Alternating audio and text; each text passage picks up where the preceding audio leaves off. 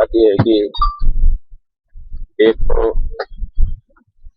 देश में बार बार परीक्षाओं के बारे में गड़बड़ियां हो रही। शिक्षा मंत्री को जिम्मेदारी के लिए प्रेरित किया जा रहा है कि कोई तो जिम्मेदारी लो, न प्रधानमंत्री जिम्मेदारी लेते हैं, न शिक्षा मंत्री जिम्मेदारी लेता है। तो देश का बड़ा तबका ये मानता है कि किसी न किसी को तो जिम्मेदार अगर गड़बड़ियां होती हैं तो होना चाहिए।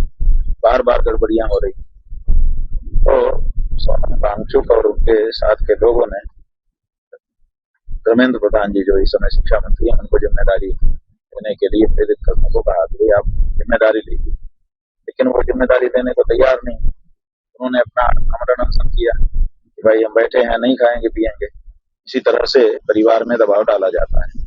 जब परिवार का कोई व्यक्ति नहीं खाता पीता है तो घर के लोग चिंतित हो जाते हैं कि अरे इसकी सेहत बिगड़ जाएगी, दिक्कत हो जाएगी। आते हैं, उसको मनाते हैं कि नहीं नहीं खा लो, हम तुम्हारी बात ऐसा करेंगे, कैसे भी करके रास्ता निकालते हैं। तो ये परिवार में होता है। जब ये भारत देश एक परिवार था तब ये सब चीज चलती थी।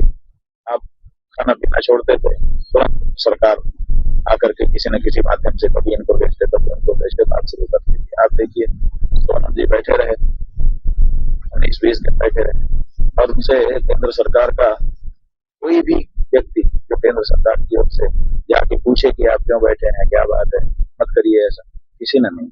इसका मतलब है कि पहले की जो सरकारें होती थी वो जनता को अपना परिवार समझती थी।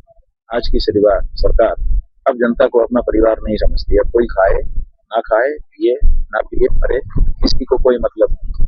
जब कोर्ट ने कह दिया इनकी जान की रक्षा करना तुम्हारी जिम्मेदारी है, तो उनको चाहिए था कि कोई रास्ता निकाल के उनके प्राण की रक्षा करते, लेकिन उन्होंने क्या रास्ता निकाला कि डॉक्टरों को, पुलिस वालों को डॉक्टर का भेष पहनाया, सफेद कोट पहना दिया और आला गले में टंगवा दिया।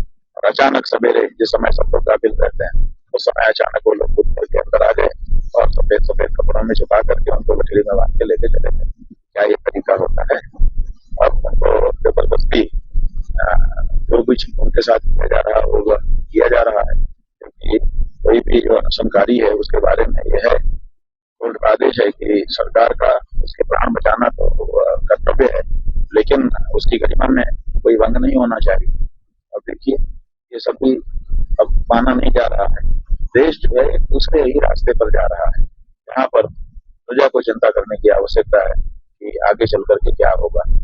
ऐसा तो नहीं होगा कि उत्तर कोरिया की तरह से हमको शासक का फोटो देखते ही साष्टांग करना पड़ जाएगा, चाहे हम अंदर से कोई भी भाव रखते हैं।